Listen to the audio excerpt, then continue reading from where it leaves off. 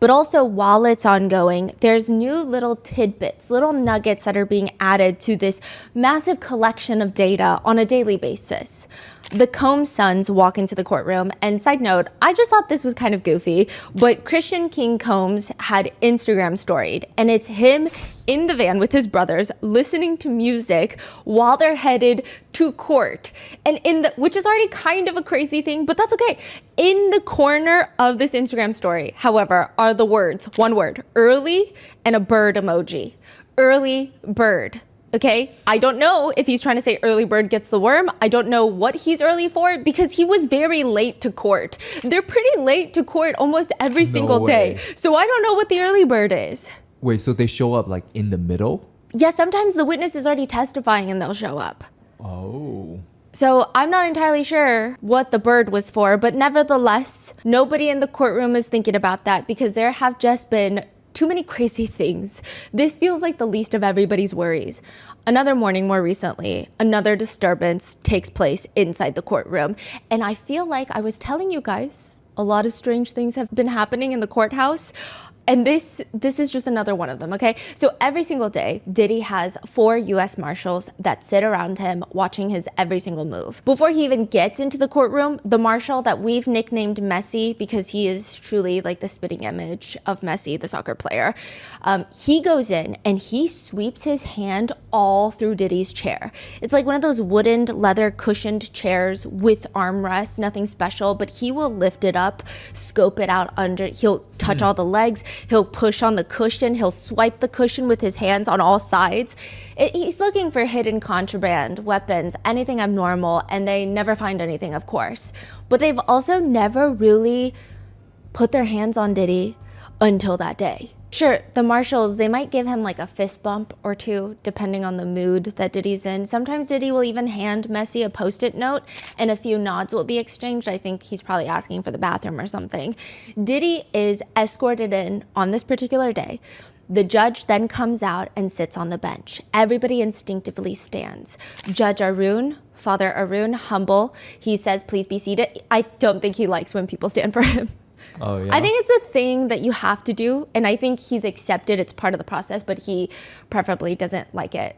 Like it, with his energy? Okay. He's always like, please be seated, unless you'd like to stand.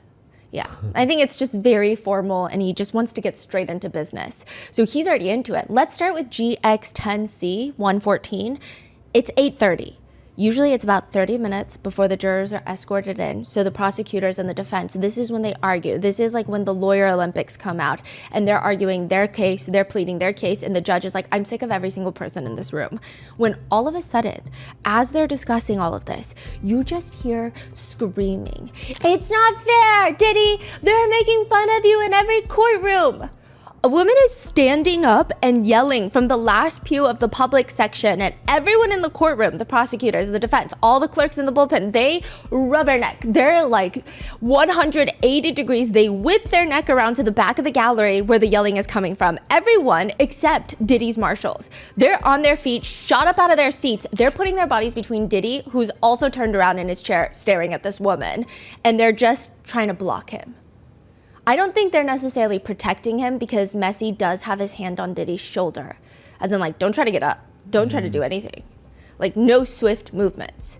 At this point, there are now 3 courtroom officers in uniform with badges, with bulletproof vests. All of them are retired NYPD. So the court officers, they wear like the bulletproof vests and everything. Officer Riz, yes. Is Officer Riz? Oh yeah, yeah, okay. Oh yeah. So the Marshals, on the contrary, they're always in suits. Oh. They're in like fitted suits and they're pretty in shape, okay? Not that the court officers are not, but like they have different attire. That's and so interesting. I think the vests are a lot more intense for sure. Right. They're next to this woman, and when she first stood up and started yelling, I think Officer Riz, his main thing is everybody's here for a reason, and he tries to keep it as peaceful as possible. So I think that they could have been more forceful with her, but they're trying to de-escalate the situation with the least amount of resistance that is already being caused. With this woman, she is now upgraded to profanity. She has planted her feet in the middle aisle, and her body weight is leaning back away from the three officers who are trying to now grab at her because now she's escalating it. They were trying to be polite. They were trying to be like, okay, let's get out of the courtroom. Even a few journalists who were sitting close to her got up and moved because it's starting to feel a little dangerous, like a little stressful, especially because she starts screaming, take out your gun, take out your gun. Wait, so she went straight from, what did she say beginning? She said, they're making fun of you, this is unfair. To Diddy, right? Yeah. And he goes straight to take out your gun? Yeah. The marshal has a hand on Diddy's shoulder just to make sure nothing happens. She's yelling this at the uniformed officers that are now like, okay, we should probably escalate. Judge Arun, who has never once addressed the gallery, like never. Okay, so defense attorneys, sometimes they'll walk in, they'll scan over the pews, see who's all here. Sometimes they'll even make small talk, like they'll open the bathroom door for you, and they're kind. The prosecutors, same thing. Judge Arun, like, we don't exist to him at all. Really? Anyone that's not the attorney, the defendants, or the jurors, or the witnesses, we do not exist. I mean, he'll talk to the court staff, he'll talk to the court officers and the U.S. Marshals, but everybody else, the public, the press, Diddy's friends and family, we don't exist. There has never even been a look over the pews. There has been nothing. This is the very first time. He looks into the gallery, past everybody. Please escort her out of this courtroom now. And his voice is clear, it is firm, there is no panic, there's nothing. He's like actually staring daggers at the gallery. He's like staring at this woman. Like, you guys need to get this woman out of my courtroom. So the officers escort her out, and then Judge Arun instantly goes back to business. That's it? And she walked out? She walked out. She did a few interviews outside. It appears that in the interview, she's saying that it's unfair that they are smearing a black man's legacy and that they're doing this. And she's saying he's perfection. Diddy is perfection. This is a black man's legacy that people are laughing at. Diddy, everyone laughs in every courtroom in here. I don't think it's funny for people to laugh at a black man legacy being destroyed. Black American legacy figures, father figures, extraordinary excellency, black excellence. Sean John Combs is inspirational. He is perfection walking. It appears that she was perhaps in the overflow rooms for the whole trial. This is the first time we've seen her in the actual courtroom, but I have seen her since like the first day. I'm sure in the overflow rooms, they're making more comments. Because the overflow rooms, it's a TV, it's a screen, there's no judge. They have court officers in there, but it's not disruptive. If you talk in there, the jurors don't hear it. It's not as intense in terms of court rules. So I have heard from other members of the press, like sometimes they prefer the overflow rooms because if they can't hear something, they can literally, hey, did you get what they just said? Whereas in the main courtroom, you cannot speak. So I've heard some of that. So maybe she's heard people giggling in the overflow rooms. Maybe they have been making comments about the defendant. I'm not entirely sure, but she's saying that they're making fun of you. They're smearing a black man's legacy. Now, these have now gone viral on TikTok, these little interviews, and people are commenting, it's not about race. Some people are saying, oh, okay, so he's perfection, but like, what about SA? What about domestic violence? Side note, there is a sketch about her. The sketch artist, like instantly yes. As this is happening, you just hear like frantic, you know how I tell you when they get really excited, it's like shh, you just hear the noise of the sketch. Yeah, they sketched her. Now, I will say, when she was in the main courtroom, she had a scarf around her head, not for religious reasons, but because she's actually not allowed in the courtroom. Apparently, she was trying to conceal her identity and made it to the 26th floor into the courtroom. And now Diddy was all the way leaned to the side. His family has not arrived yet. And he just seemed intrigued by this woman.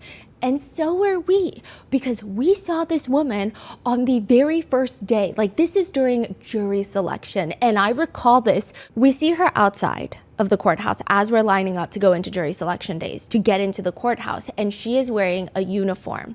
It's an MTA uniform for the transit system in New York. Another reporter starts talking to her and asking her questions about like, what are you doing here? Because you're not part of the press. So like, what made you want to spend your day in the courthouse listening to this specific case? And it's jury selection. Like we're not even in opening statements. Like, what's the reason? Like, you must have a very strong reason. Do you know anyone that's involved in the case? And she was explaining that she also had very tough life experiences, and she can relate to some of the people in this case. And she's hinting at the fact that she has maybe perhaps lived through domestic violence. And so I actually thought it was this moment of, oh, wow, this is a very interesting moment where people are coming out, not even because they know the people or the victims involved or the witnesses involved. They support people who have gone through similar things. Because yes, he's innocent until proven guilty. However, the domestic violence, it's on video. It's pretty hard to say anything, right? I thought she was here to support the victims and take a stance against domestic violence. And then I didn't see her around. I mean, I kind of saw her here and there, but like the feeling was the very first day I heard her share her story, like it was that feeling consistently. And then as the weeks go by, recently, a few days ago, she was causing a bit of a ruckus outside on the line. So when we got separated into public and press, all I heard was something about YouTubers and Gene Deal, because there's a lot of content creators in the public side, and so she's mainly interacting with them, and I think she was like getting into a fight with a content creator. I'm not entirely sure. I tried to stay out of it. I literally went, oh, and then I looked away because I'm like, okay, I need to stay in my own lane. And you said there's always something going on. There's always a fight. There's always a fight, and Sometimes multiple fights going on at the same time. Yeah, I will say, like, to the people in the public line that are standing in that line just so that they can get the good coverage, so that they can get in the courtroom without any problems, I have so much respect for them, because that public line, I saw a comment that was like, it's like the Fortnite lobby.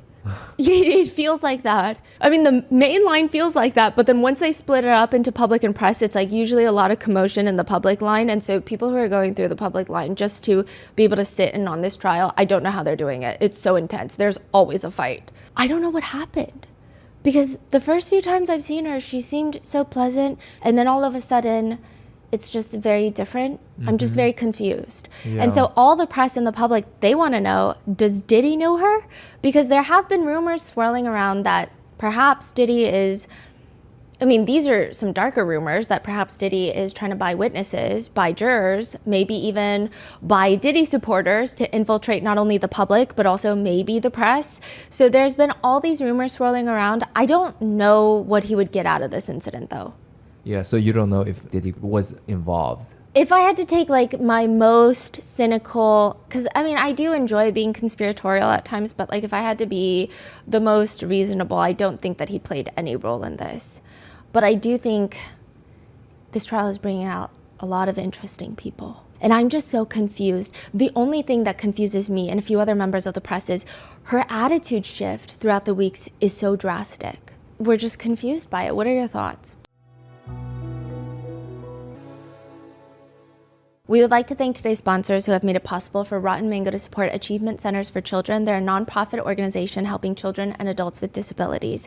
This episode's partnerships have also made it possible to support Rotten Mango's growing team of dedicated researchers and translators, and to even bring our team out to New York City for months to be able to do this.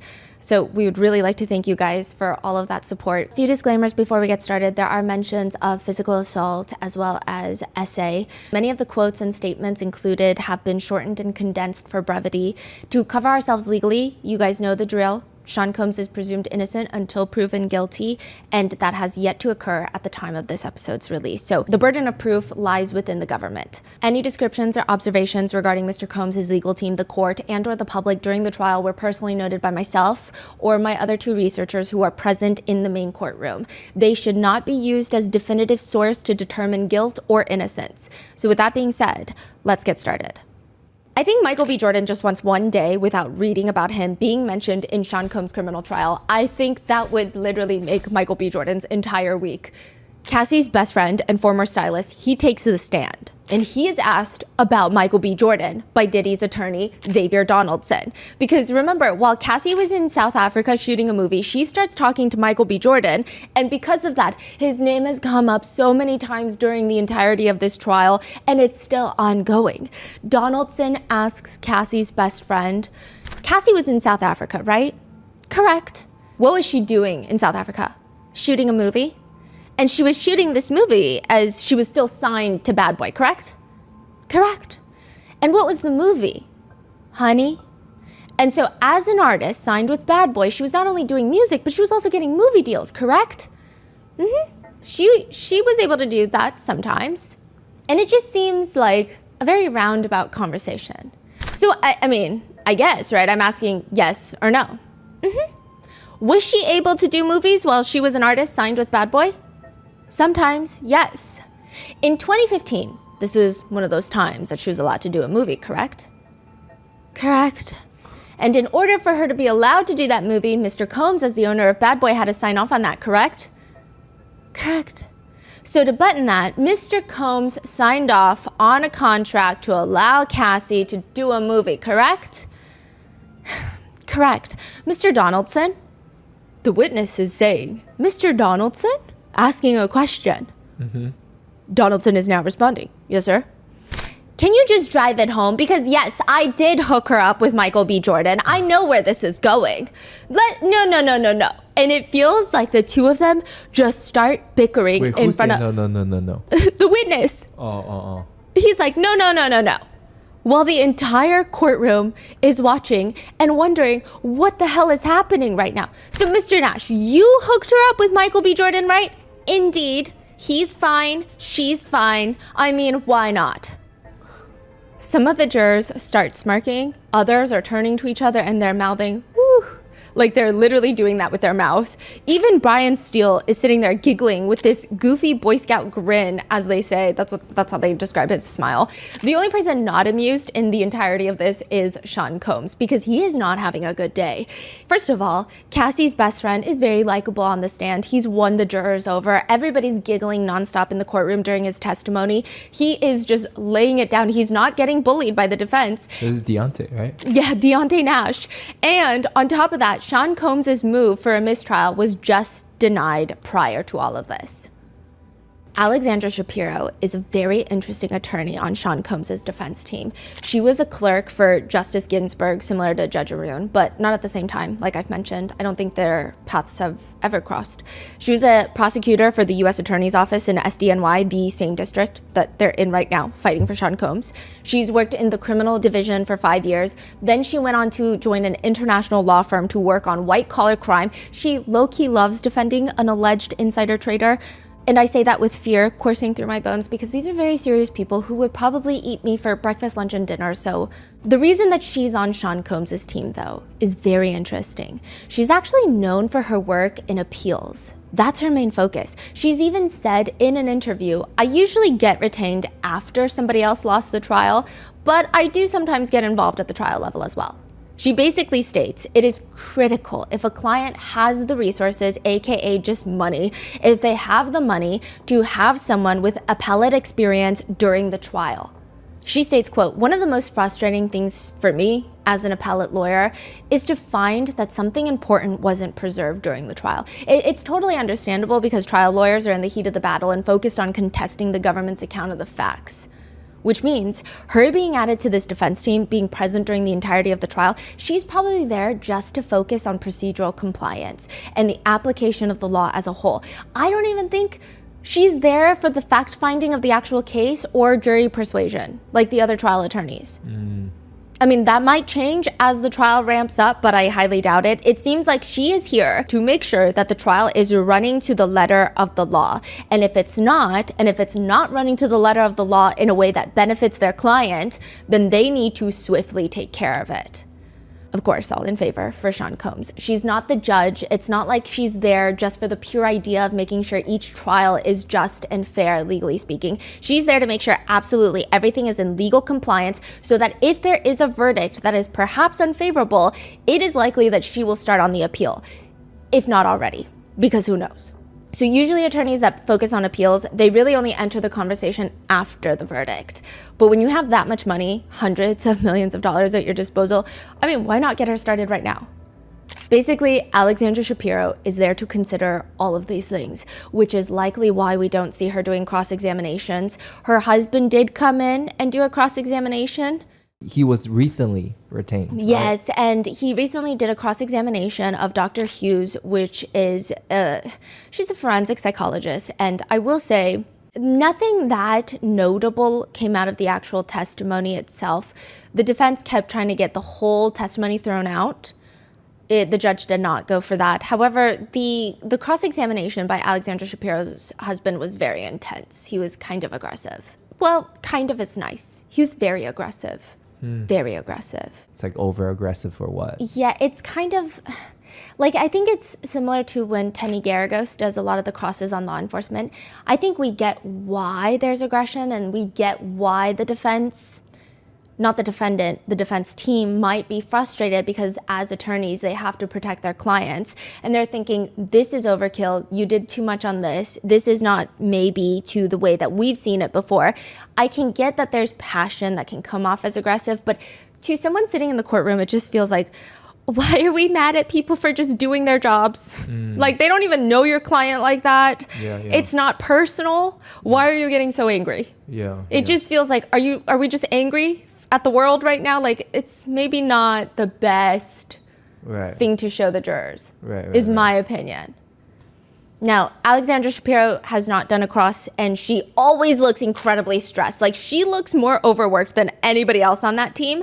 If I have to guess, and I thought about this all the time, because I have had a few bathroom run-ins with her where we're just like standing next to each other, washing our hands in the sink, and it's very uncomfortable. But I mean, I'm sure she's obviously a very, very talented person and very scary in a good way. She knows what she's doing, but she seems incredibly stressed all the time. She's not a small talker. And so the feeling that we get is that she seems like she specializes in appeals. She has great attention to detail. Most attorneys that specialize in appeals do. I feel like she's the type that likes everything perfect. She likes her T's crossed, her I's dotted, and now there's so many hands in the pie. She just seems very wound up. I'm setting the scene, because you kind of have a boys club with Brian Steele, Xavier Donaldson, Diddy, and sometimes filibuster Mark Agnifilo will join the boys club. And then the other attorneys just do their own thing. And she just sits at that same table like, can we just please get it together? Like, that's her vibe. Can you guys not be giggle-gaggling right now when there is very serious problems that we have to address?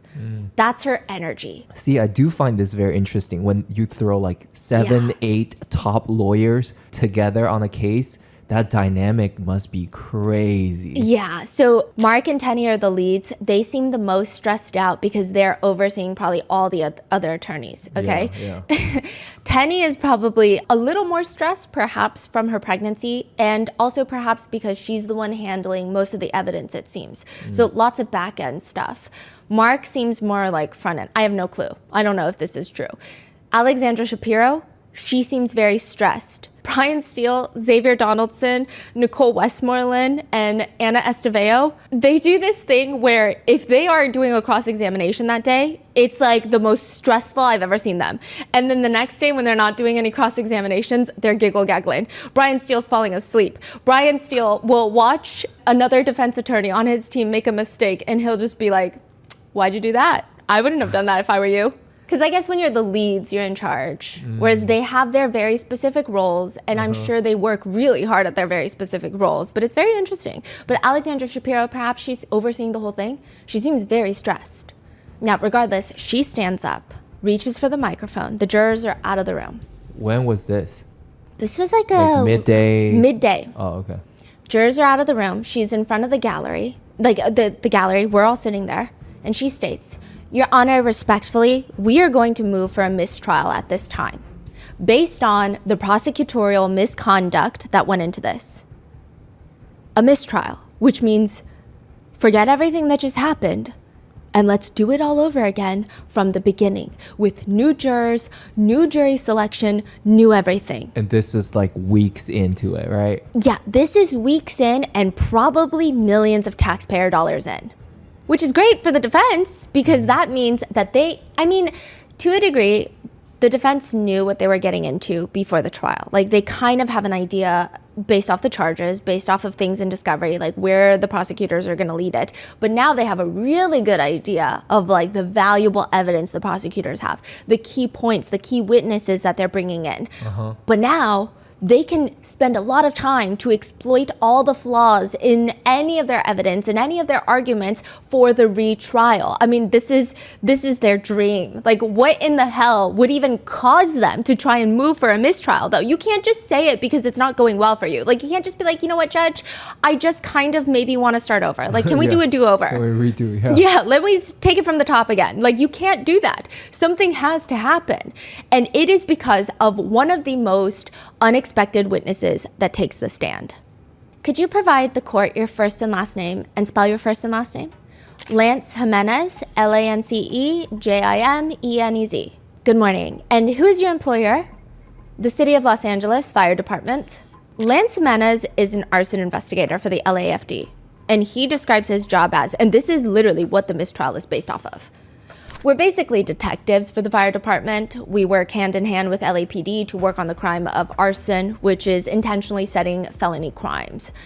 He's been doing this for the past 14 years. He's investigated well over 1,000 cases, probably 1,200 cases, maybe more. So what is an arson investigator from Los Angeles doing all the way in New York City, sitting next to Judge Arun, and might be the testimony that leads to a mistrial in this case? Like, it's so random. Kid Cudi.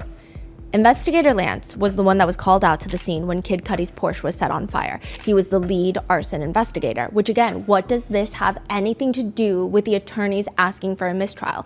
I'm gonna give you the exact line of questioning and you see if you can spot the reason why the defense demands a retrial. Prosecutor Slavic asks Investigator Jimenez, did you collect any other fingerprints in this case?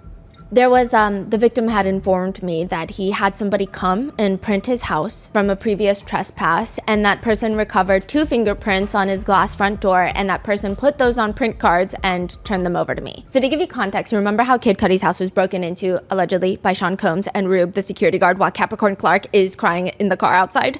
Well, it appears that Kid Cudi might have hired a third party to come out and take fingerprints from his front door just for safety reasons, because honestly, I would too. Well, Kid Cudi gives those fingerprint cards over to Officer Jimenez because he was like, yeah, that was a month ago that my house was broken into and now my car has been set on fire. Here are the prints. Yeah. Do with that what you will. Did they find out? Who? The prosecutor asks, what did you do after obtaining these print cards? The print cards were sealed in an envelope with a person's signature, and then I put them in another envelope I sealed for evidence and turned them into LAPD for print analysis. What do you mean by putting them into evidence? We take all of our evidence we collect and we turn it over. We book everything with LAPD's evidence unit and they store and collect all the evidence and it's properly maintained through LAPD. Did you receive results related to these fingerprint cards? I did not. Now, you said that you entered these fingerprint cards into evidence. Did there come a time when you learned what happened to the fingerprint cards? Yes, recently. What happened to the print cards? The 2 print cards I had turned in were destroyed. When were they destroyed? They were destroyed August of 2012. So this would be 8 months after the fire. Were you aware that they had been destroyed in August of 2012? I was not. Did you authorize the print cards being destroyed? I did not. Who ordered their destruction? Somebody within LAPD. Is that typically the way that logged evidence is destroyed? Not for evidence that I turn in. I'm the lead investigator, so everything goes through me before it's destroyed. Unless it goes through our arson section, it will come through in a request if they want it destroyed or not, or returned back to the owner. And the LAPD employee who authorized the destruction wasn't you said, right? No. Was that person a member of your team? No. Did this strike you as unusual? Mark Agnifilo, Combs' lead counsel, stands up. I'm gonna object to all of this, Judge. The judge is like, there was a question pending. I take it there's an objection to that question. Yes, that's sustained. And the prosecutor says, I'll ask a different question, Your Honor. Investigator Jimenez, in your 15 years approximately as an arson investigator, has evidence been ordered destroyed by someone who is not a member of your team? Mark Agnifilo stands back up. Your Honor, I object. And can we have a sidebar on this?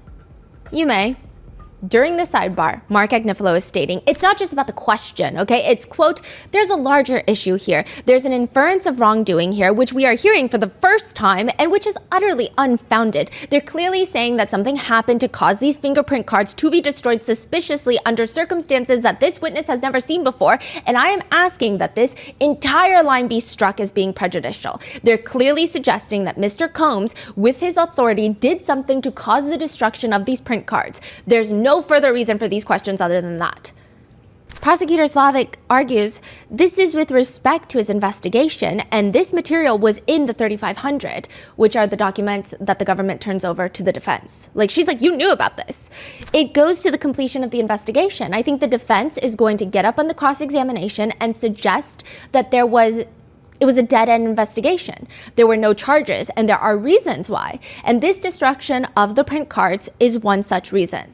Mark is saying they could have left it at that. That's clearly not what they're doing. What they're clearly doing is saying, in addition, they could have just said, where are the print cards? They're destroyed. They didn't have to go further and say, have you ever heard of this before? Did you authorize it? That is clearly improper, and that's what they're doing. They are putting this in front of the jury that there was wrongdoing in the LAPD, and the only reason that would be relevant, since this is not an LAPD internal investigation, is that someone in this courtroom had something to do with it, and that someone is Mr. Combs.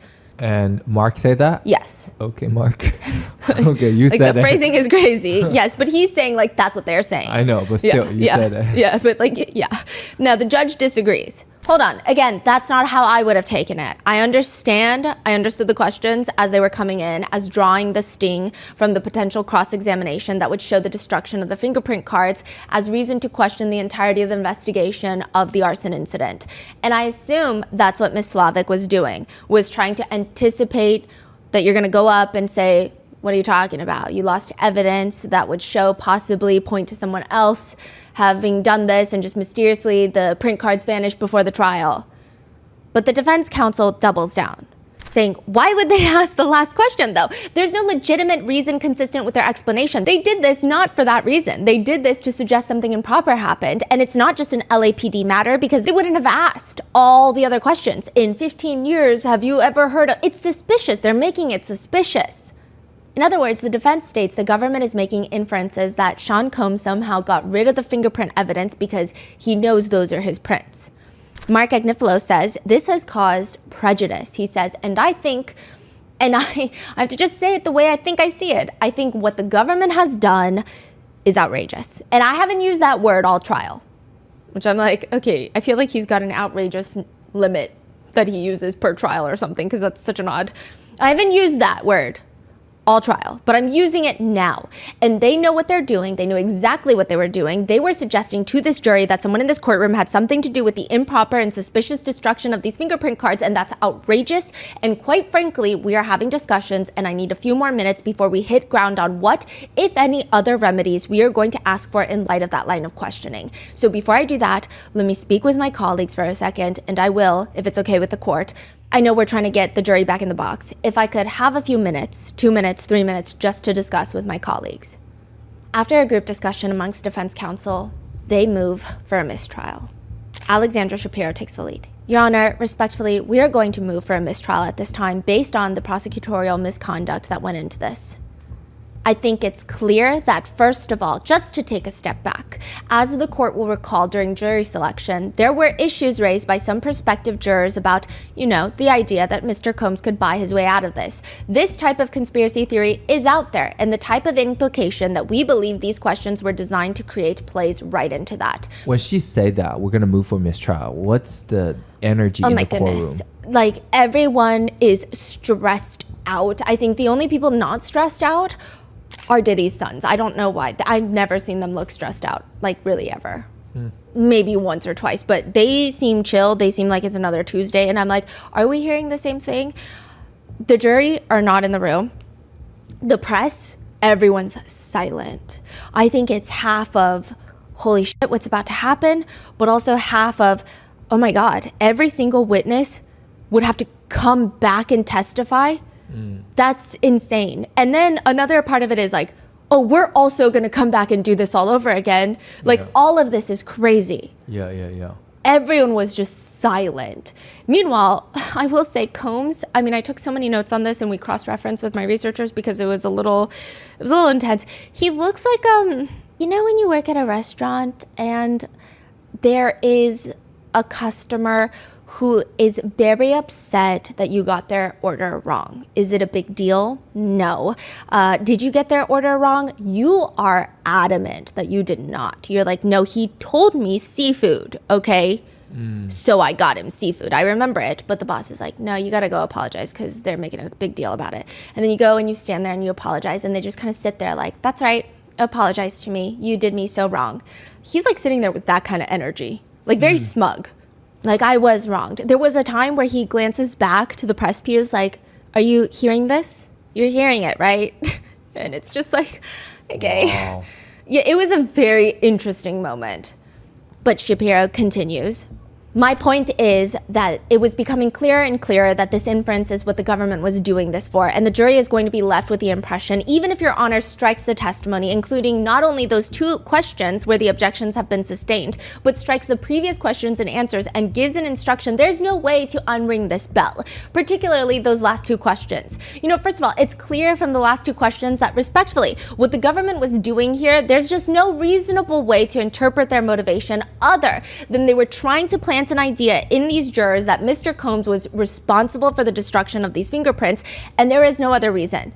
But the fact that only those two fingerprints were destroyed by someone inside is kind of crazy. Have they investigated more into that? No. The only potential non-sinister outcome could be a logging error in the LAPD. Another thing is, well, the evidence, the fingerprints were not taken by the LAPD, so they could have thrown it out as like, it's not even taken by us. Like, even if it matches anything, what does this have to do with us, you know? I see. But I guess the point being was... Right. Yeah. Maybe it's just someone made a mistake, but now you are painting a picture as Diddy's paying someone in... Yes, but it could also work the other way of like, perhaps he did. Do you have proof of it? If you don't, then you can't ask these questions. Right. So it could be either one, right? Yeah. I don't think anyone in the pews would be surprised either way, I guess. So we respectfully submit that the only proper remedy to cure the outrageous prejudice caused by this is a mistrial. Prosecutor Slavic argues, Your Honor, respectfully, a mistrial is absolutely unwarranted here. There was a good faith basis for the questions asked by the government. I've been over those good faith reasons, and I simply think that there is no prejudice here, much less incurable prejudice that would require a mistrial.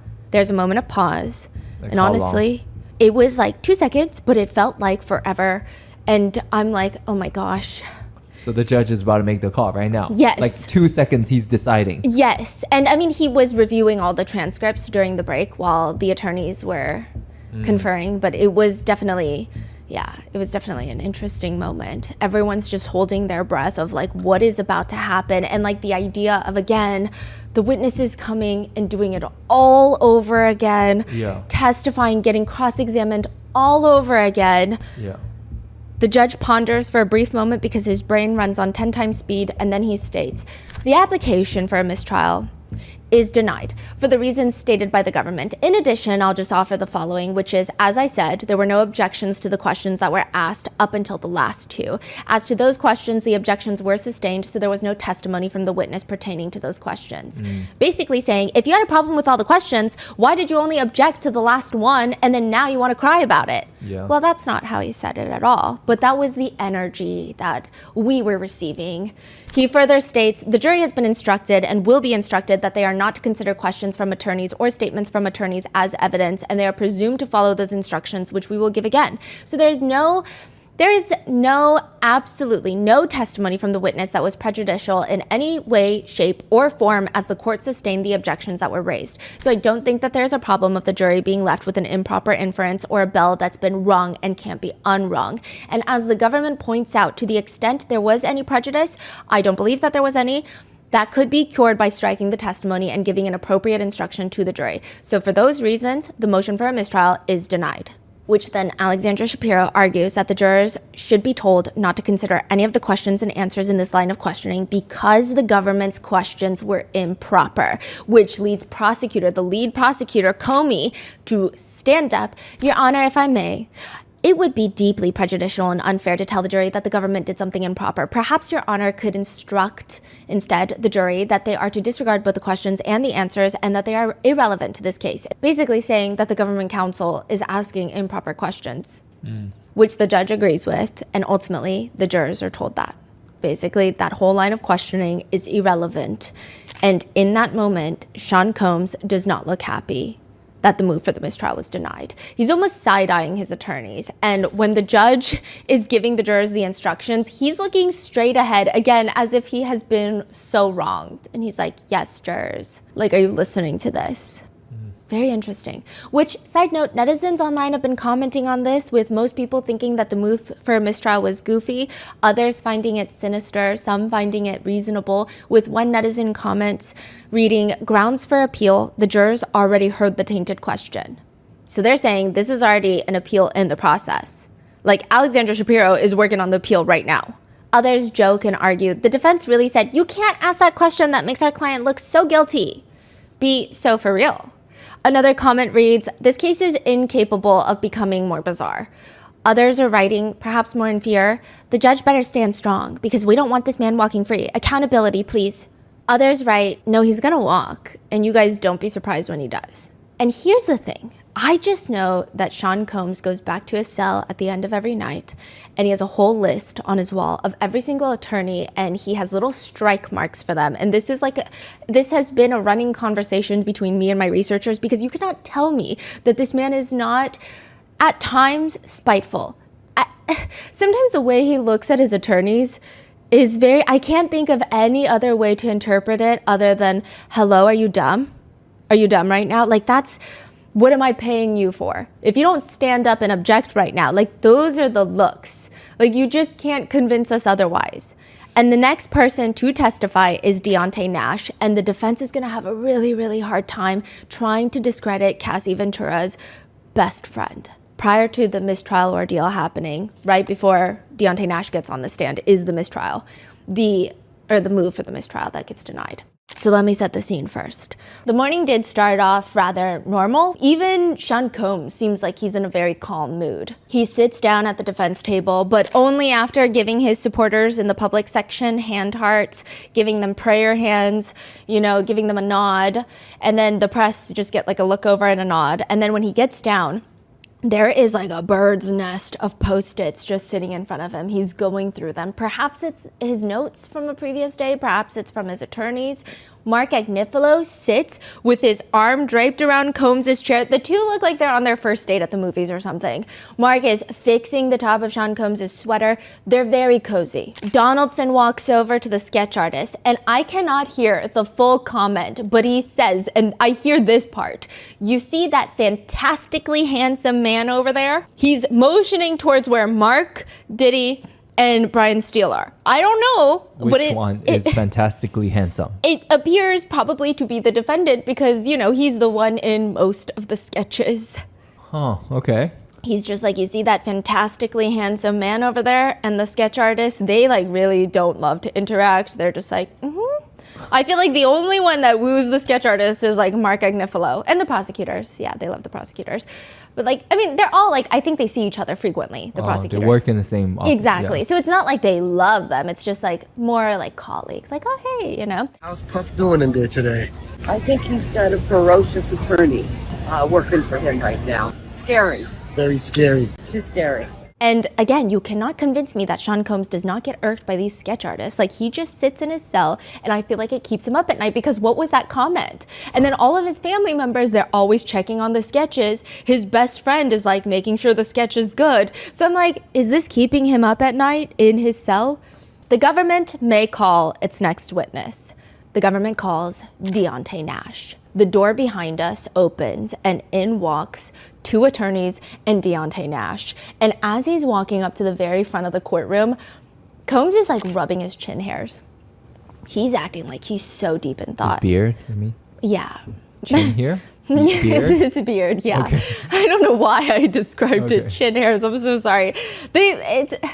But the way he plays with it, I guess beard makes more sense, but he will individually roll some of them, and I just think chin hairs.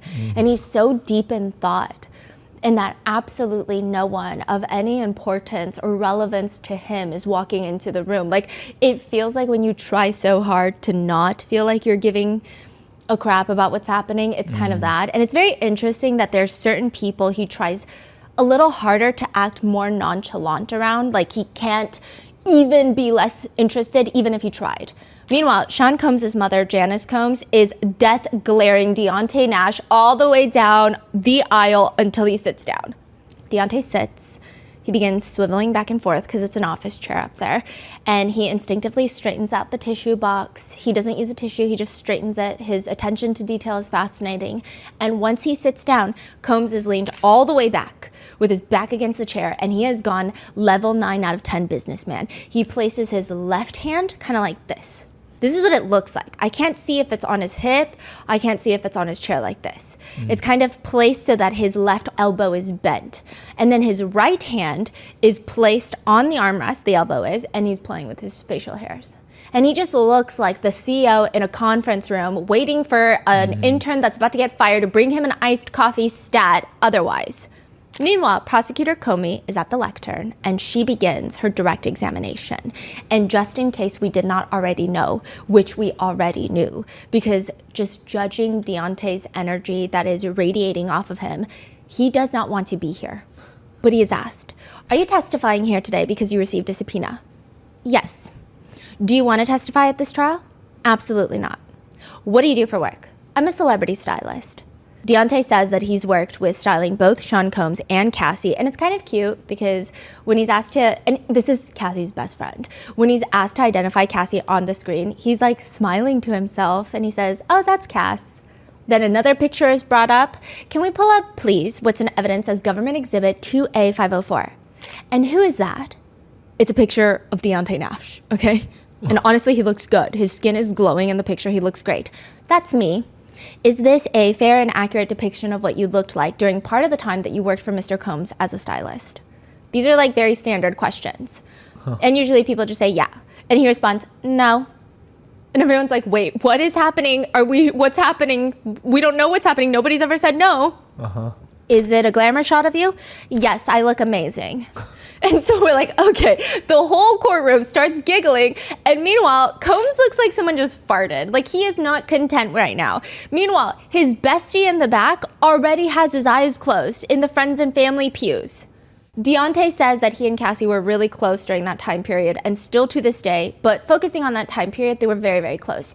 And because he works with them, he has a friendship with Cassie, he would see Cassie and Sean Combs interact a lot, considering they were dating. "What, if any, names did you hear Mr. Combs call Miss Ventura in front of you?" Baby girl, Cece, Cass, bitch, slut, hoe." Combs just starts rapidly blinking, like he's never heard these words before in his life. Like, they do not exist in his lexicon. He cannot even spell them for you if you asked. "About how many times do you remember hearing Mr. Combs call her a bitch?" Quite a bit. That was his fave." So at this point, Xavier Donaldson, defense counsel, leans into the microphone. "I'm sorry, Judge, I couldn't hear the last answer." Deontay Nash leans into the microphone. "I said quite a bit. That was his fave." Like, in that tone? Yes. Whoa. And now you just know the energy going into this. Like, you usually, like with the witnesses, there is a certain energy that you're trying to pick up when you're taking notes, because you're also anticipating the cross. You're anticipating all these things, which means also Donaldson will be doing the cross. So he doesn't look like, a lot of them seem nervous and uncomfortable. He's like fully himself. Like, he's fully himself. And I think he is, no, he does not like the defense counsel. I think he's here to also fight for a friend. And he's like not trying to back down. Wow. Yeah. And he does win the jurors over. So which means Donaldson is going to be doing the cross. And it's interesting that he always goes up against Comey, which Comey's very sharp. I mean, Donaldson as well, but he does have him repeat kind of the worst thing to repeat once more. Like, out of all things that you didn't hear correctly, like, you got to have him repeat, oh yeah, his favorite word to call his girlfriend was bitch. Like, it's almost like working for the other side. Yes. There are so many times where I write down, is he an op? Because what's happening in my notes? And I'm like passing it to my researcher and she's like, no, yeah, what's happening? In what context did you hear Mr. Combs call Cassie a bitch? Bitch, stop playing with me. Bitch, you better bring your ass to this house. I mean, I was there for quite some time. It's clear, again, Sean Combs is not having a good time. Okay, Deontay Nash is kind of a juror favorite. They're super absorbed in every single word that he is saying, and he's just kind of captivating. He seems very transparent as well. And about how often did you hear Mr. Combs refer to Cassie as a hoe or a slut? Quite a few. In what context? He just told her that she was an outright hoe. He told her she was nothing but a slut anyway. So when you heard Mr. Combs say the things you just testified to, Mr. Nash, how did you observe Miss Ventura react? She would be sad. What would she do? Sometimes cry, sometimes go into a depression. Objection, Your Honor! Move to strike the last part of the answer. Depression part? Yeah, overruled.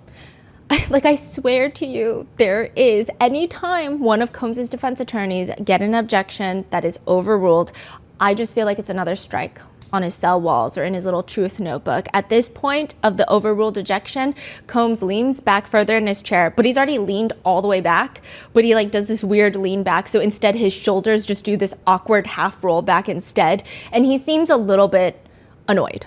Deontay goes on to testify that he's heard Combs not only call Cassie all those horrendous names, but also he would threaten her, quote, that he would beat her ass, he wouldn't put her music out, that he would get her parents fired from their jobs, and he would send her sex tapes to their jobs. He would start there.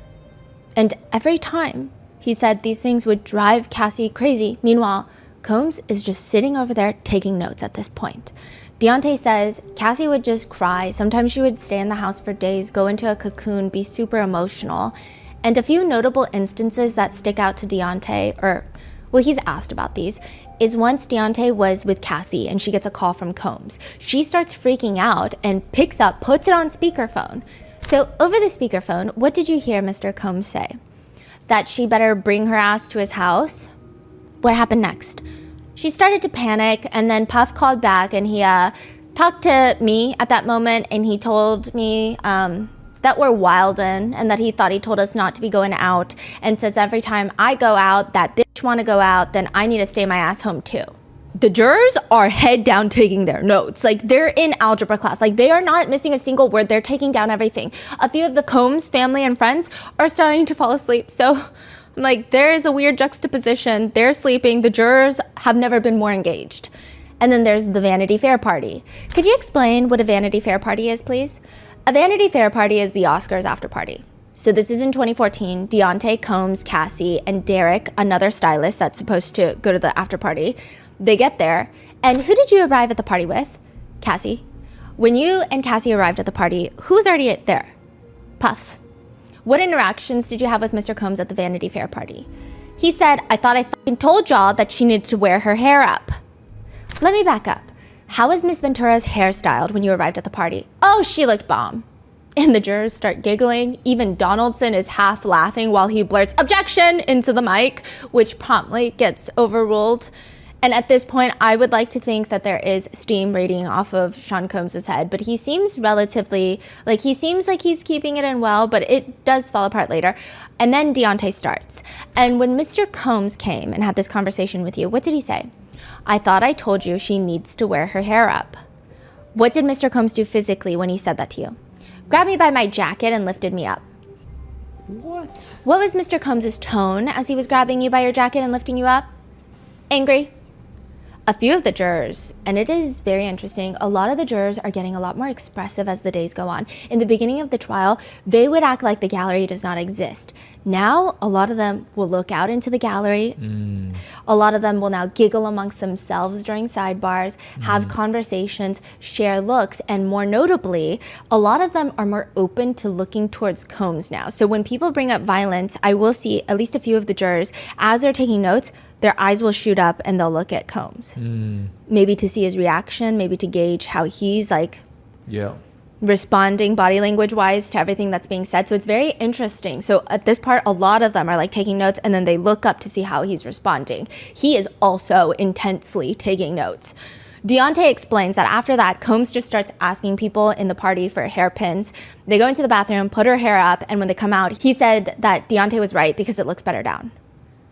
Now, there is a certain energy between defense attorney Xavier Donaldson and Deontay Nash. I don't know what this energy is, but it is something, and I say that because Donaldson is the one that's going to do the cross. And on the way out, at the very end, after all of this, like this in hindsight should tell you there's some energy there, okay? After a very overly lengthy cross-examination, as Deontay is leaving the stand to leave this courthouse to fly back to Los Angeles, he leans over at Donaldson. Everybody's just watching him walk out, and he whispers something.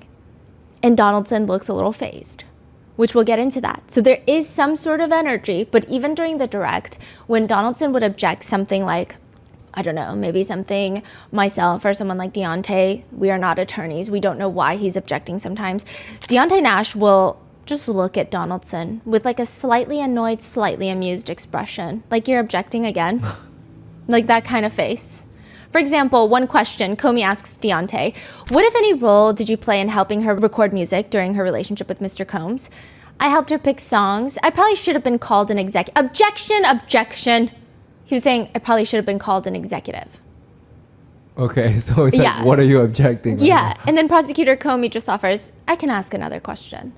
All right, that's the judge. Deontay Nash is just staring like, what are you doing, sir? Combs is also staring at him like, what are you doing, sir? I mean, Combs is very clearly involved in every part of his trial, which is completely normal, but it's very interesting. So even later in the day when there's a break where the attorneys are arguing on whether or not something that they can admit into evidence, and this is just giving you an idea that I don't think that I'm over-reading into him staring at Donaldson. Mm-hmm. Brian Steele gets up and he says something to the effect of, on that, Your Honor, just, I think you said something earlier in the trial. If I'm misquoting you, I'm not trying to do that intentionally, but something like this. This is a trial by rumor, I think you said. Which the judge did say something like that, but the word that he used was gossip, not rumor. Well, Combs whispers, Brian Steele leans down, Sean Combs whispers, and he shoots back up, gossip, sorry. And that's how I feel about this. I don't think the argument itself is necessarily pertinent, but I don't want you guys to think I'm like reading into Sean Combs looking at the attorneys when they do the, like in any of these situations. I just feel like he's very, very closely paying attention to almost everything but his own mannerisms. Because during another break, his sons walk in late after lunch. So they walk in late in the beginning of the day. They walk in late after lunch and... Oh, their lunch break is over and they came back late. Yeah, and one of the family friends is holding like a Chick-fil-A nugget box. So there's that. And Combs starts tinkering with this rolled up Post-it note. I mean, clearly the Post-it, there was like something written on there. Perhaps he wanted to get rid of it, what have you. He rolls it up and he starts rubbing it, kind of pushing it into his lips. It feels like he's unintentionally doing this motion, almost like how you would put chapstick on, but not gliding it, just like tapping it. But the Post-it is rolled up like how one would roll up a bill to snort a line. That's the only way I can describe it. It was so weird. Both my researcher and I wrote it down independently, and then we got back home and we're like, it was like a bill to snort cocaine, no? Yeah, it was like so distinct. But continuing on, Comey asks, I want to talk about another time you witnessed violence. Was there a time when you and Cassie were cooking in her apartment before Mr. Combs became violent? Defense attorney Xavier Donaldson passionately stands up. Objection, judge. Form of question. I'm sorry. Objection. Sorry. Side note, the judge has told everyone repeatedly, attorneys, object, say objection, and then if the judge asks for grounds, then you say the grounds. Okay. Otherwise, he can usually tell by the context because he has a live feed and he will either overrule or sustain. Usually he will do that without even asking for the grounds. Donaldson is trying so hard to stay on the judge's good side. I think the whole defense has probably been irking the judge recently, so they're on their best behavior. And he's just profusely apologizing. And he's like whispering into the mic, sorry, judge, sorry. To the point where even the judge kind of giggles and then they move on. Now, do you remember in Cassie's testimony where we were shown a picture of her eyebrow where she has an injury, and she states it's because Combs came over unannounced and wanted her to pack for a trip for a music festival in Canada that Drake was hosting, but she had fallen asleep. Deontay was there, and he says Combs just comes into the apartment that day and saying that he wants to talk to Cassie. So the two of them head over to Cassie's room, and what happened after they went into the bedroom? He grabbed her as they were walking out. He grabbed her like by the hair and back of her shirt and started pushing her out and was like, I don't give a f***. You're gonna get the f*** up out of my house. Y'all going to get the f*** up out of my house. Deontay says that he tried to intervene, but Combs just started, quote, well, he was more so like popping me in the back of the head because I don't have hair and grabbing me by my shirt and pushing. When you say he was popping you in the back of your head, what was he doing to your head? Like, like a slap. You like pop someone in the head. Deontay is just like motioning for the jurors and they're all like looking at him, doing a popping motion, and then they're all looking down and taking notes. Meanwhile, Combs is incredibly stoic in like I don't know who you're talking about. That just could not be me. And the Combs sons, they look bored. Deontay Nash continues that afterwards, Combs just starts berating the two of them. Who was he berating? Cassie and I. What was Mr. Combs saying as far as you can remember? We're not going to be playing with him. We can just take our broke asses and ride into the sunset. Damn. Deontay states that he heard Combs tell Cassie that she fucked up and that he was going to put her sex tapes on the internet. He was going to release them on schedule and that he was going to first start by sending them to her parents' jobs and then was going to get them fired and that her brother was a bitch and that Puff was the only one that protected her. Combs has been frozen the entire time, but it seems like subconsciously he quickly looks over at Comey and the jurors, I think perhaps to gauge their reaction because it's a pretty intense statement.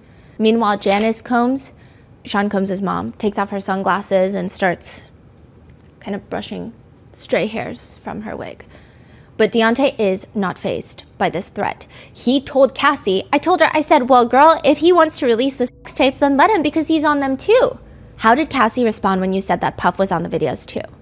She said that he wasn't on the videos, that it was him taping her with other guys. And did she say what she was doing with those other guys? Yeah, having sex with the other guys. What did she say about whether in that moment in 2013 or 2014 she wanted to have sex with other guys? Objection! That's overruled. That she didn't want to. And what did she say about why she was in that moment?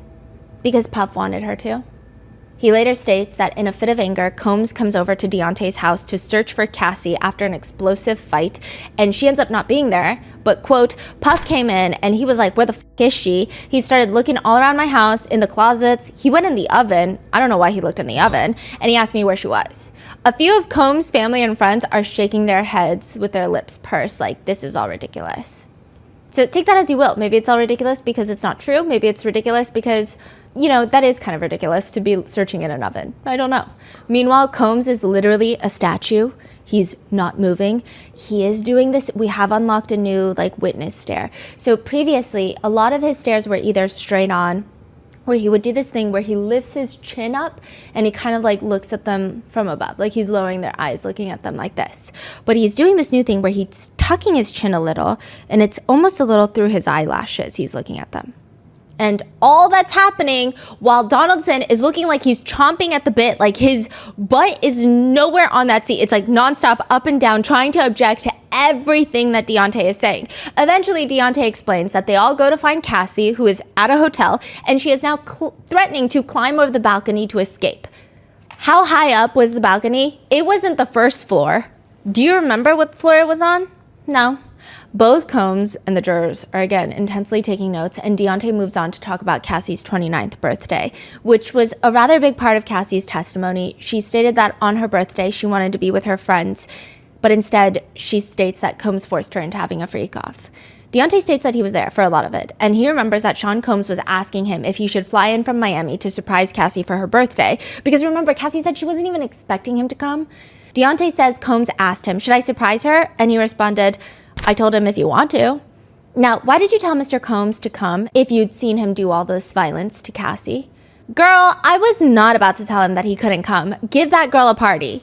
It's very interesting. The whole courtroom had no idea what to do because Deontay Nash just called Prosecutor Comey girl.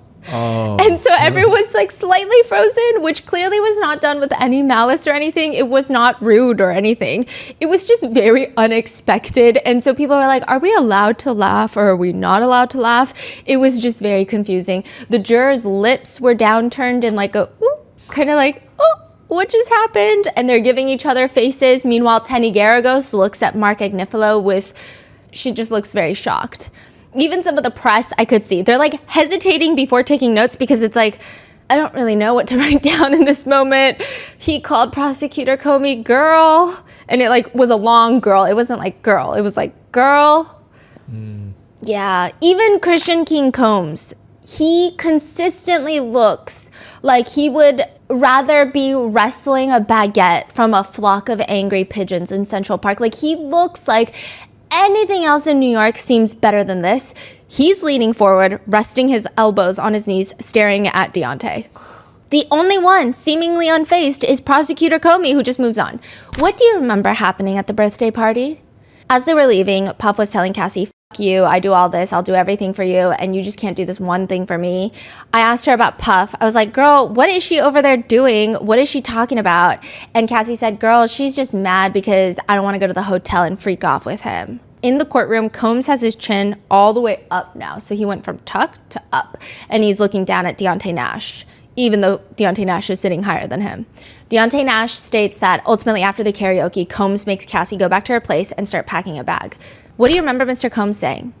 "Y'all girl gonna get some dick tonight." What is your relationship with Cassie like now? Very close. How often do you talk? Pretty often. Have you discussed the substance of your testimony here today with Cassie at all? No. Has she discussed the substance of her testimony, if any, with you at all? No. About how many times have you met with prosecutors in connection with this case? Too many. Now, side note, so many people are catching strays during this entire testimony, including the prosecutors. But Deontay is asked about a guy later named Rob Holiday, whom he refers to as a low-budget producer. And even when Prosecutor Comey asks him about their meetings, I mean, yeah, she's trying to prove a point, but it's so clear he doesn't like the prosecutors either. About how many of those meetings did you cut off and end early because you did not want to continue participating in them? Probably all of them. And with that response, a lot of the jurors are smirking at each other. Because I guess same. Deontay says he feels no hatred for Sean Combs. It's just not in him to feel hatred for someone. And that even after everything, he still has reached out to Combs on certain occasions. And with that, the most unhinged cross-examination begins.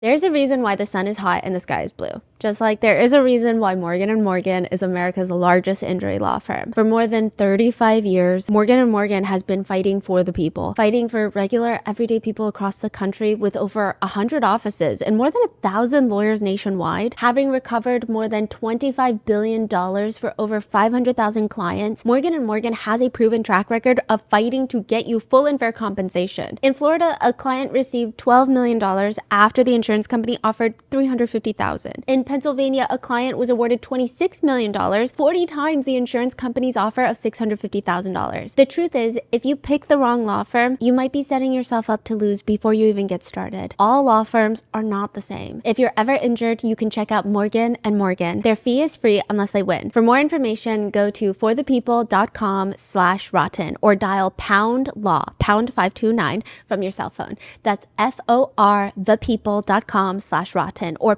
#law, pound 529 from your cell. This is a paid advertisement.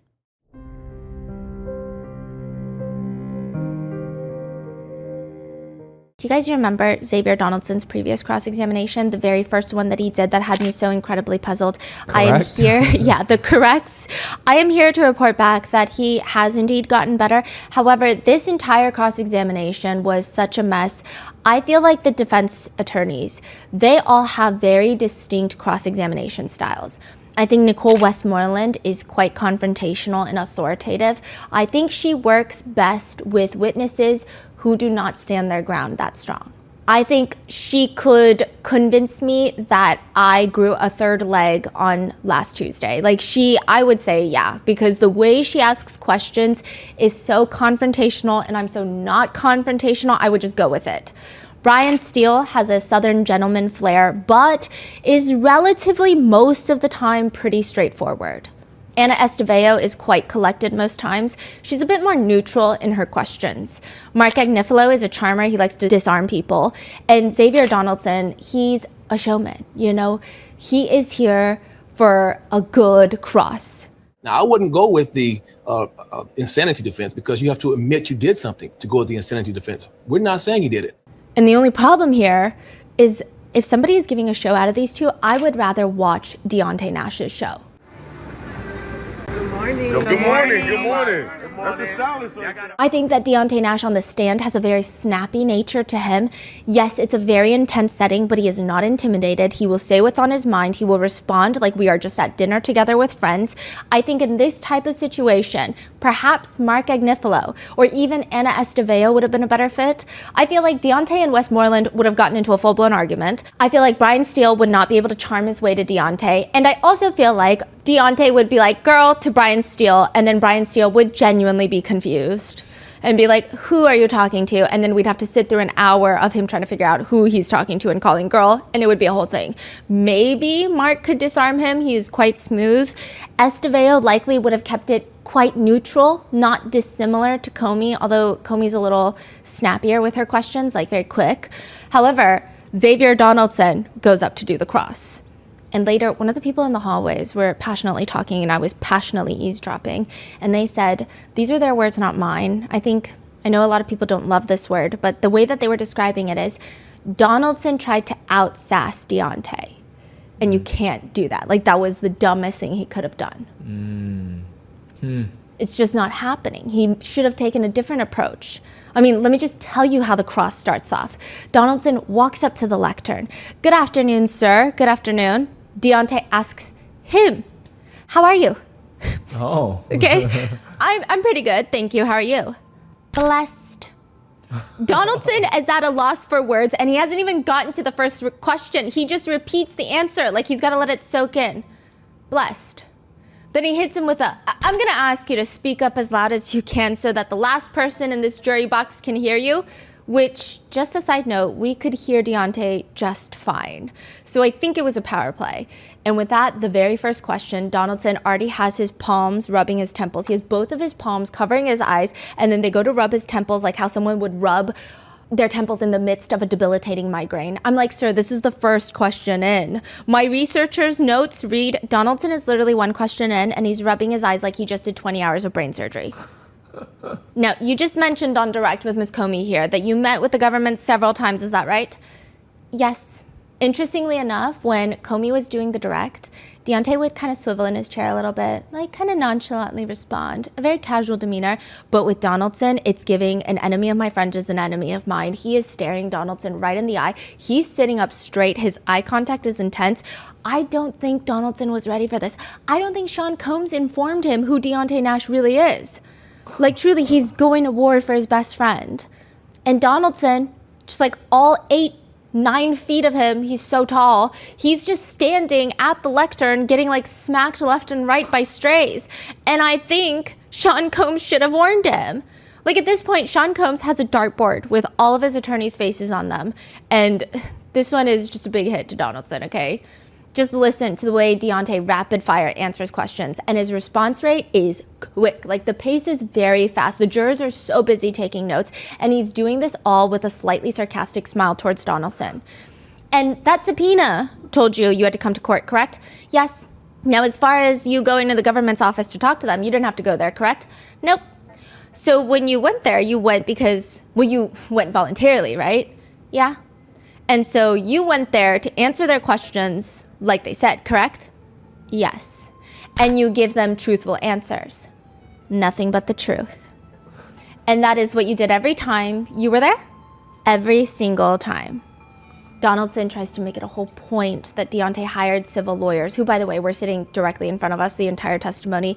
They were professionally smiling at each other when their client would give snarky responses to Donaldson, and we would see it, and they would literally just look at each other and smile and nod. And it was overall a slightly lighter moment in the courtroom considering, but you did hire Mr. Dunn to pursue possible civil litigation against Mr. Combs, right? Objection. Sustained. Are you considering a lawsuit against Mr. Combs? No, I'm focused on getting out of here. At this point, even Mark Agnifilo is looking at Donaldson the same way that Combs is, like both of them are turned to their right, forehead wrinkled, rapid blinking, to which Donaldson asks for a photo to be put on the screen just for the witness and the parties. We don't get to see it. Now, after reading the document, does that refresh your recollection or does that change your testimony whether or not you were considering civil litigation against Mr. Combs? No, it doesn't. It seems like an assumption. We don't want to do assumptions in the courtroom. So does that document refresh your recollection that you are considering civil? No, it doesn't. Combs is looking at Donaldson. Just what is happening right now? Hold on. It doesn't. Donaldson says, hold on. Deontay Nash responds, it doesn't. It does not? No. So it's fair to say that you do not have or not as much okay, 1 second. As of March 10th, 2025, which by the way, it's, you are not considering or retaining counsel to consider suing Mr. Combs in civil actions. I have counsel to protect me. I don't do federal court. Protect you related to your interests regarding civil claims against Mr. Combs, correct? No. This case. Donaldson quickly moves on, and the defense just starts dumping exhibits. It's like a photo dump at this point, and none of them are really that relevant. And after all of those are received into evidence, Donaldson just starts asking Deontay, all right, Mr. Nash, you testified this afternoon about your relationship with Miss Ventura, right? Cassie, right? Mrs. Fine? And Deontay's reaction feels so instant, like he was waiting for this moment. And Donaldson is like, I'm sorry? Mrs. Fine. Mrs. Fine? Yes. Because she's married to Alex Fine? Yes. And that was, we'll get to that. So when you testified about your relationship to Mrs. Fine? Yes. And honestly, Sean Combs looks peeved at this point. Though we could be thinking too deeply into it, I will say definitively he did not look happy. And perhaps in order to stall, perhaps in order to try and make the jurors forget about this entire conversation, Donaldson starts asking about the definition of a celebrity stylist. I think when you came into here, you said that you are a celebrity stylist. Yes, correct. And a celebrity stylist means someone that styles for celebrities, right? Yes. And that's contrary to someone who doesn't style for celebrities, right? Yes. Right in front of us, Deontay's two attorneys swivel their heads to look at each other with a confused look, and one of them just shrugs, kind of like, I don't know where this is going either. Like, I don't know what's happening. And they just turn back to the front. So someone that's not a celebrity stylist can call themselves just a stylist. Yes. So you have earned the distinction of being a celebrity stylist because you style primarily for celebrities. At this point, the prosecutor is just as confused as we are. Objection, Your Honor. Overruled. Now, when you know, that's not how you started your career, though, correct? You don't just become a celebrity stylist. You have to move up to become that. No, that's how it started. So in 2007, when you were an intern at Bad Boy, you were a celebrity stylist? I started as an intern, but you were a celebrity stylist is my question. Oh, no.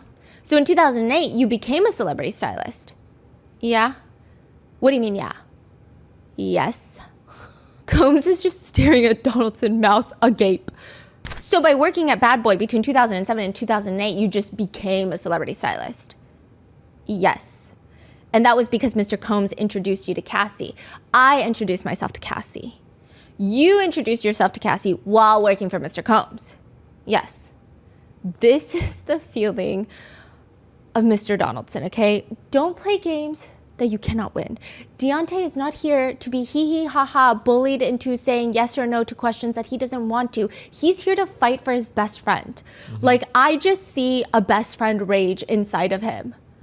Like, probably more than Cassie. Like, Cassie was, like, there were so many emotions with Cassie. For Deontay, it gives me the energy of, like, I saw what my best friend went through, and I'm so angry, and my anger is pretty pure because I don't have all the other complicated, traumatic experiences that she might have.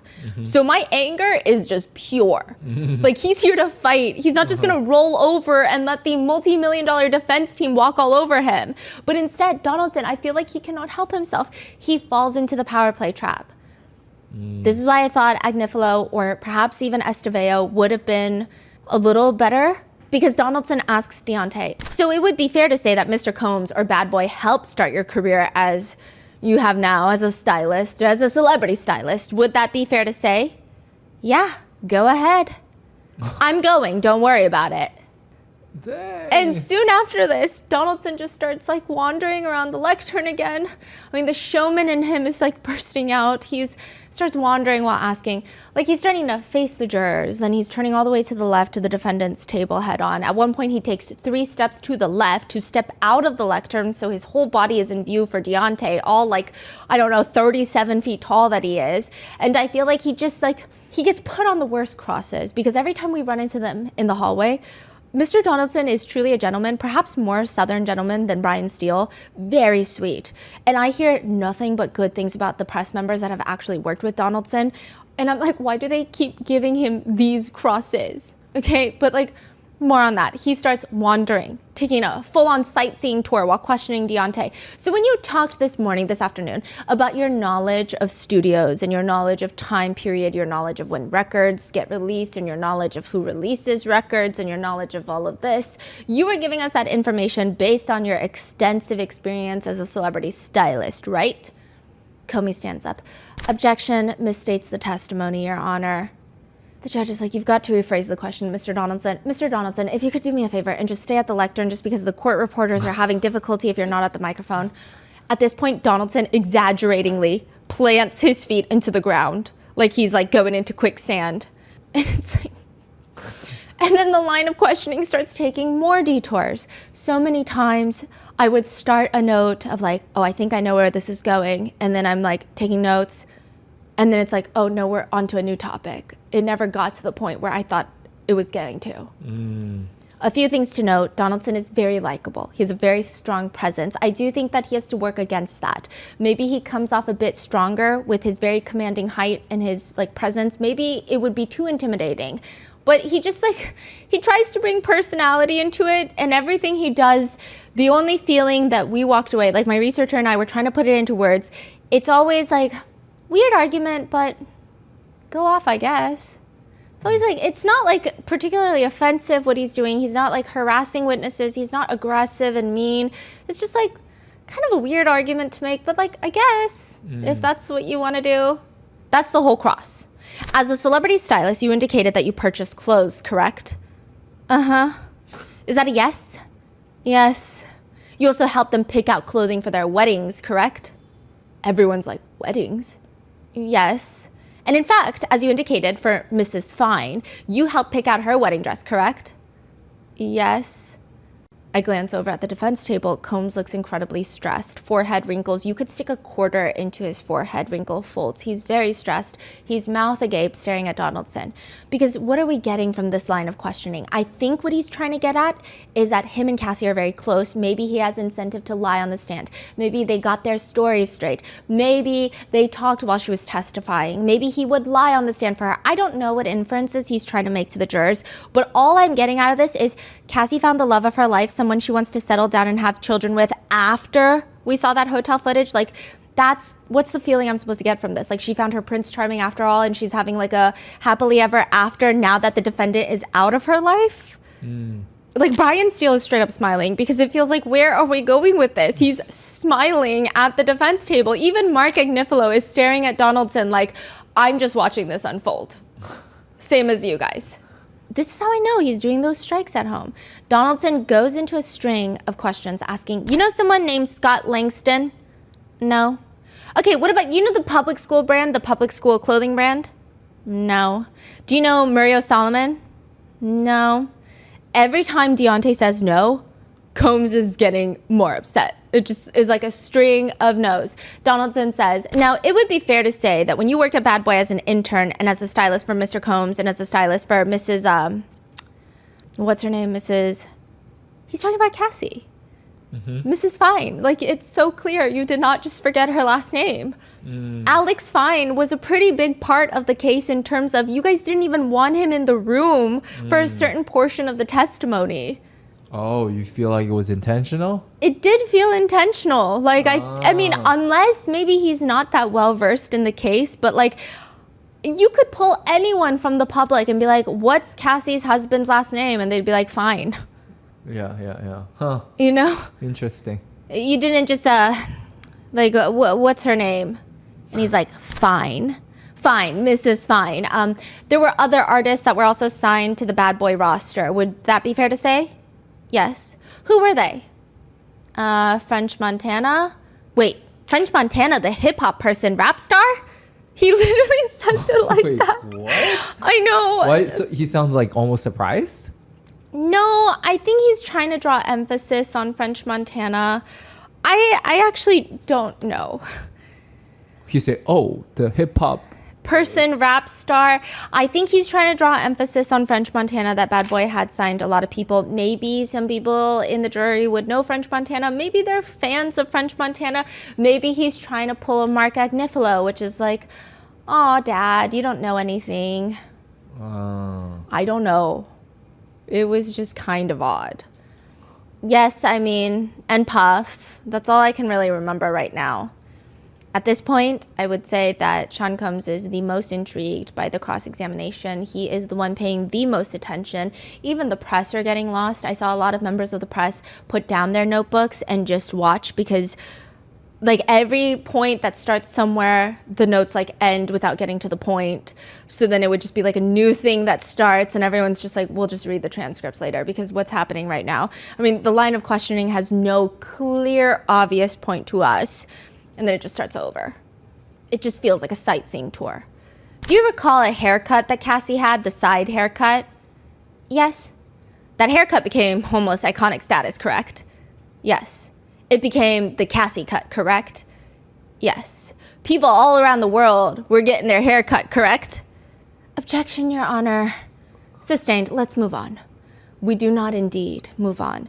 Who decided that haircut? Who suggested the haircut? Puff.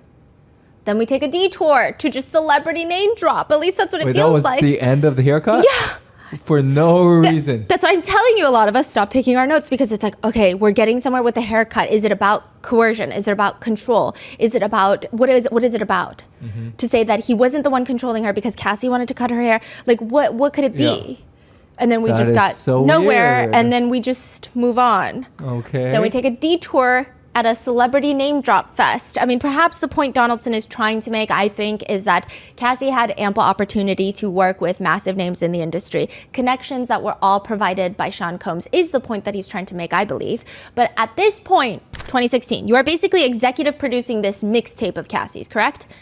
Deontay did mention that he was heavily involved and that he should have been called an executive. Remember that in the direct? Mm-hmm. With the team, we have a team. You got no credit for that, right? No? You got paid no money for that. No one got paid for the mixtape. So no one besides you and Cassie knew what you did on this mixtape. Is that fair to say? Rob Holiday?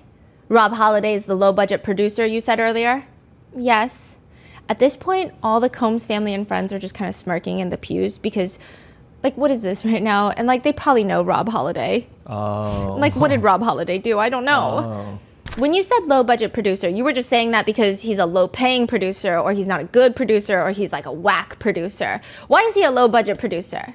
A little bit of all the above. And he was this low-budget producer also on the mixtape, correct? Yes. Meek Mills was on the mixtape, correct? Yes. And Meek Mills at the time was a really popular, internationally known rap artist, correct? Correct. You also said French Montana, correct? Yes. He was also a pretty well-known popular rap artist, correct? Correct. Jeremiah, right? Yes. Platinum-selling artist? I don't know his stats. Very popular at the time, though, correct? Yeah, yes. Fabulous? Yes. Combs has almost no reaction to any of the names being listed, except when Donaldson brings up Rick Ross. Combs sits up, he puts his left arm on the table, and he's kind of now facing a little bit towards Donaldson and now the jury. And perhaps he realizes how awkward this is because in this random awkward motion, he like puts his right arm up now, and now he's like facing more towards the front, but kind of like a kid at the back of the classroom, like just like awkward. Mm-hmm. There's a lot to be said about Sean Combs and Rick Ross. Side note, Jonathan Odie said during his interrogation that the two were sleeping together. They're gay, Diddy and Ross, and Khaled. They're all gay. Okay? DJ Khaled, Rick Ross, yeah. and P. Diddy? Yeah. They're all gay? Yeah. That is Jonathan Odie's words. I never uttered such a thing. There's also a video of Diddy and Rick Ross that has been making its rounds on TikTok where they are holding up a gallon of soap. I don't know, it's like liquid soap in a gallon. Rick Ross is shirtless. Janice Combs, Diddy's mom, is in the back in a golf cart. He's calling it a open top like convertible, and they're making all these weird comments, and like the energy is off, and Rick Ross is just asking Janice Combs, Diddy's mother, if she likes the slippery soap. Pristine Mama Combs, how you like the slippery soap? Y'all better stop buying this slippery soap, man. Which, like, I don't know. It's just interesting. I mean, the note, like the leaning forward, and then he starts taking notes around the time that Rick Ross is mentioned. I don't think it's anything other than AI-generated conspiracies, but I am intrigued by everything Jonathan Odie has said. Now, back at the cross, Donaldson asks, but Too Short was on there too? Yes. And he is a really well-known, correct? Moderately. So these rap artists, these platinum-selling popular rap artists at the time, all were on Cassie's mixtape, correct? Which I see the point, but it took a second to get to that point. And I do think that the jurors got lost at that point. Deontay's testimony was really only supposed to last for 1 day because he has a flight scheduled on taxpayer money, by the way, which is not a dig. Just to give you an idea, this trial, we don't know the exact figure, but it is likely that for massive federal criminal cases, it's costing you and I, taxpayers, perhaps close to $3 to $10 million, if not more. I wouldn't be surprised if it's a lot more. The judge asks him, Mr. Donaldson, about how much time do you have left? And this is during a break where the jurors are out of the room. I have absolutely no reason to believe I'll be finished by 4. Which is fine. Combs is entitled to a fair trial. However, Donaldson did not mention any of this earlier when the prosecutors were informing everybody about Deontay's flight back out to LA. Even the judge is staring at him like, wait, but did you know that you were not going to be finished by 4 when we had the discussion and I told the jury that I was going to get them out by 4? You should have told me that. We would have let the jury go and Ms. Comey or other folks from the government side could have made the appropriate arrangements given that there's a flight later today. Respectfully, Judge, is this a late-breaking development that you now think you won't be done by 4? Judge, respectfully, I tried to do what the court and Ms. Comey was considering, which is to try and get finished by 4. After going through what I'm going through, I'm telling the court that I do not think I'll be done by 4. I understand. Look, you should ask the questions you need to ask. My only request is moving forward, just let me know because I don't want to tell the jury something and then have them leave. I don't know, when they think that they're going to be here, we can finish something up, I let them go. I want to be able to give the right instructions to the jury in the future. Anyone from the government side, any response or anything regarding scheduling that we need to know? Ms. Comey stands up. I'll work on rebooking the witness's flight, Your Honor. I'll note that this witness does not seem to be fighting Mr. Donaldson. He seems to be answering the questions. I think many of the questions are repetitive and covering the same territory over and over again. I'm hoping we can be more efficient. The judge says, you mean how would you define stylist? And everyone starts giggling. So the judge was like, what are we doing here? Like, we're staying till 4 for this? Yeah. Exactly, Your Honor. All right, so let's go to 4 and then we'll take a break. And then on the break, the only thing is we do need to move this along. Maybe we can use the break to make sure that we're being as streamlined as possible. So during the break, there's a brief huddle with Combs and his attorneys. Combs looks like the football coach trying to motivate his team. And then he glances back at Justin Combs, his son, who gives him a thumbs up. And I wrote in my notes, sir, don't lie to your dad. Like, that's crazy. That's not what's happening right now in the pews. It's not what we observe in the jury right now. But I guess, sure, thumbs up. Maybe it's like, hee. I don't know. Or maybe this is all a stalling tactic. Maybe this is all part of a greater chess move that I am too dumb to even recognize. I don't know, but it wasn't giving thumbs up. Another thought that we had was that this was a scare tactic for Mia, which is the second victim testifying in this case. And she was actually in the courthouse. She was supposed to start her testimony right after Deontay Nash. But we didn't even get to her that day. So maybe it was a scare tactic. I don't know. It was so confusing. The cross was so confusing. We thought of all these crazy things. Oh, maybe that's another... We're like, there's got to be a strategy because what was that? If there's no strategy, what was that? After the break, Deontay Nash walks back in. This time he's wearing a big bomber jacket. Diddy's entire family watches him walk down the aisle. Combs is popping what appears to be a cough drop in his mouth. Deontay sits down and the judge looks at his new jacket. It's not just you. It is freezing in here. It is freezing in here. I'm like, how are y'all doing this every day? If you thought that things would get better after the break, Donaldson leans forward into the mic. Mr. Nash, welcome back. Thank you. You're welcome. Nice coat. Thank you. You're very welcome. What size is it? Not your size. And everyone, I don't even know why he asked that question. Yeah. Everyone starts giggling. That's the right answer. You got the right answer. I just want to ask you a few more questions about the stylist part. I'm just going to go really quickly. Donaldson asks questions about whether or not Sean Combs would naturally have the last say in the artists of their label about stylistic choices, considering its entertainment business. AKA, Sean Combs did not have any special control or force over Cassie. It's just part of Hollywood that as the label owner, he would have to approve of what she wears, how she dresses, and not as her boyfriend. But Deontay says, no, Sean Combs had control over Cassie. The other artists, not really. Who would be the final decision maker? Most of the time, the artists kind of did their own thing, but they would send it to Mr. Combs or someone to get some type of consultation in the decision-making. Would that be fair to say? Not that I know of. Some of them look terrible. The jurors giggle again, and some of them are glancing at each other like, this is crazy right now. The ones that you did, they didn't look terrible. Yeah. Donaldson abandons this line of questioning and moves on to perhaps hint at the idea that maybe Cassie and Deontay have been talking about their testimonies, getting on the same page. That's the hint that he's dropping. I'm not saying it's true. That's what he's trying to drop, but it kind of backfires. Now, as far as Cassie is concerned, she's your good friend, best friend. When is the last time you spoke to her? After she had the baby yesterday? Tell her congratulations. And he's more so telling everyone in the gallery. Oh, you're saying congratulations, or you're telling me to tell her congratulations? He's like, no thanks. Like, you don't go tell her congratulations. You're crazy. There's a few gasps. Combs, from his side profile, he does like a subtle nod, but it appears that his jaw is clenched. And like we can tell because usually his default is that his mouth is slightly ajar, but it's like clear that his jaw is clenched. And it just, in our personal opinions, it looks like he's trying to watch his face because, of course, everyone's going to be looking for his reaction. Even the judge butts in. All right, let's keep it going. The last time you spoke to her was yesterday? Yes. And before that was when? Probably the day before that. So it's fair to say that you spoke to her. You know she testified in this trial, correct? Yes. You spoke to her before she testified, correct? Yes. You spoke to her after she testified, correct? Yes. Did you speak to her in the middle of her testimony? Not really, no. You say not really. What does that mean? Did she call you? Did you ask her how she's doing? How she was doing, but more like her clothes stuff. And Marnie handled most of that because she was here in New York. And so you spoke to her about what clothes she should wear while she was testifying. Is that fair to say? Yeah. Donaldson takes off his glasses. Because Cassie is one of your best friends. You were helping her pick out the clothing that she was going to wear to come to court, correct? Correct. Because again, she's still an artist, entertainer. So it's important how she looks, correct? The feeling is he's making it seem like, the point that I got was trying to make it seem like Cassie is vain. She's a performer at the end of the day that wanted to do anything to excel her career. Perhaps even possibly draw a conclusion and connection that if she's a performer, was she performing while she was testifying?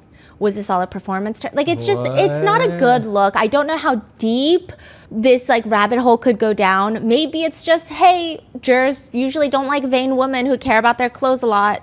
Maybe it's that. But Deontay shuts it down as quickly as Donaldson brings it up. Oh no, that wasn't why. You wanted to make sure she looked good coming to court. No, she couldn't fit anything. She needed clothes. Because of the pregnancy. Yes. You wanted to get the right clothing for her pregnancy. Exactly. You wanted to pick out the stuff that fit her for the pregnancy. Correct. So again, that didn't go anywhere. No, and I feel like the jurors were... I think that even if you watch the internet reactions, I think that Cassie is a more polarizing witness in this case. I think depending on a lot of the biases that people have going into this, some people think that she's a gold digger. She knew what she was getting into. And like maybe those people exist in the jury. Who's to say? I'm not in the jury, right? But just there, when I was watching their reactions to Cassie's testimony, there were some times where it felt like the jurors were not as receptive of her, or where they didn't like certain things. It seemed like they really didn't like her intercontinental lawsuit. It didn't seem like they even liked her lawsuit against Sean Combs, where she got $20 million as a settlement. It's like these things, you could just kind of sense something. However, with Deontay Nash, the way he talks about Cassie, he makes her less polarizing. Because it's just like a feeling of like, if I have a best friend who is doing all of this for me, like I should be doing something right. Like he just makes her a lot less polar. I don't know if that's making any sense. Makes sense. Yeah. And just the way that he's talking about her, smiles when he sees her picture, like it feels very genuine. Now, Donaldson, in what feels like a last resort, just takes the role of a Fed. My researcher writes, "Sir, are you a narc? What is happening?" Now, we also mentioned yesterday that you had met with the government several times, correct? Yes. Too many times to even remember, correct? Yes. On the few of your meetings with the government, did you arrive at the meeting before smoking marijuana? One of them, Marine cut it short. Marine is Marine Comey. Because of what? She said she wanted me to have a clear mind. So you went to the meeting and you told her that you were high at the time? Yeah, I didn't say high. I said I'm smoking right now. I didn't say I was high. I'm sorry. So you told her that you were smoking. Well, not in the meeting, before you got to the meeting. Yes. And then Ms. Comey told you need to stop the meeting because she wanted you to have a clear mind. I don't know where this went. That was it. And then he later asks Deontay Nash about another party. You said that Cassie was super high, correct? Correct. And you said that Mr. Combs was intoxicated, correct? Correct. Did you get Cassie super high? Excuse me? And both of Deontay's attorneys are staring at each other like, what the hell is happening right now? One of them even shakes their head in disbelief. Did you give? No, I did not. Then he starts talking about the Revolt conference, which is when Cassie saw a picture of Combs with Gina, the girl that he told her she didn't have to worry about. Well, Donaldson is asking Deontay about it, and he's trying to describe Revolt. Donaldson says, and when we say Revolt conference, Revolt is, I guess, professional web. It's and he's like using his hands in the air. It's owned the. Diddy is looking at him like, you don't know what the Revolt is. Like, he genuinely looks offended. Just, it feels like forever before Deontay pulls him out of his misery. It's an entertainment conference. Entertainment company? Conference, the Revolt conference, yeah. It was owned by Sean Combs, correct? Correct. Eventually, Donaldson leads up to the idea that perhaps Deontay was the one that sent Cassie a picture of Combs to show that he was with Gina while she was in South Africa. And Deontay responds, oh, no. You're not putting this on me. That was another stylist named Icon Tips that texted her and said, oh, girl, you look good coming out the car. And she called me and told me, girl, is that girl Gina there? So Icon Tips thought it was Cassie coming out the car, but it was Gina. At that point, the jurors, the press, nobody can even try to keep a professional face. Everybody's grinning. The press don't even really know what to write at all. There's just lots of rustling. Even Diddy looks confused of like, I don't know what my reaction's supposed to be. He's just blinking. And so you told her at this point in time, listen, I could hook you up with Michael B. Jordan, correct? No, that wasn't you? No, that's not how it happened. So you said that you set her up with Michael B. Jordan, correct? Yeah, but that's not how that happened. At this point, Combs' close childhood friend, who is like one pew diagonal from us, in front of us, he starts mouthing kind of comically to no one in particular, like, what? And he's like looking around. And I'm like, I don't know either, sir. You tell me. At one point, Donaldson calls Michael B. Jordan Michael Jordan, and Deontay snaps Michael B. Jordan, not Michael Jordan. Yeah, you want to get that right. Oh, Donaldson goes on to ask about others that Cassie might have had a relationship with. And this is supposed to be a moment where it's like, see, jurors, see, Cassie is having all of these relationships. She's not coerced into anything. Look at her cheating on Combs. It's just a toxic relationship. Cassie was in a relationship with Andre Branch. Deontay looks confused. And then he responds, the cute football player. Everyone starts giggling, and one of the jurors is chewing on their pen tip like, this is the best thing I've heard in the whole world, like the best tea I've heard in the whole world. Yes, the cute football player, yes. Oh yeah, but I never met him. But you were aware that Cassie was in a relationship with Andre Branch, correct? Yeah. Are you aware of a person named Brandon from the NFL? No.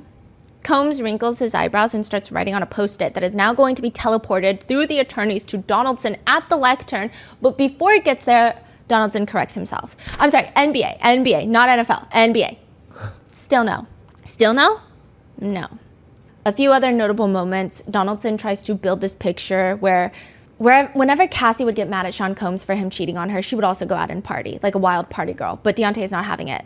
Not necessarily. She and I are both super chill. We spent a lot of time at home, to be quite honest. He brings up a text message, Donaldson does. But Deontay texts her, but when you said, girl, let's go out and do our thing, Deontay says, no, boo, nothing crazy. Like, that's like going to Nobu.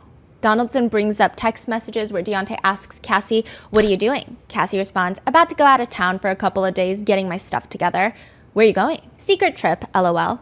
Donaldson has Deontay read out each message that he sent Cassie, and then Cassie responds, secret chip LOL.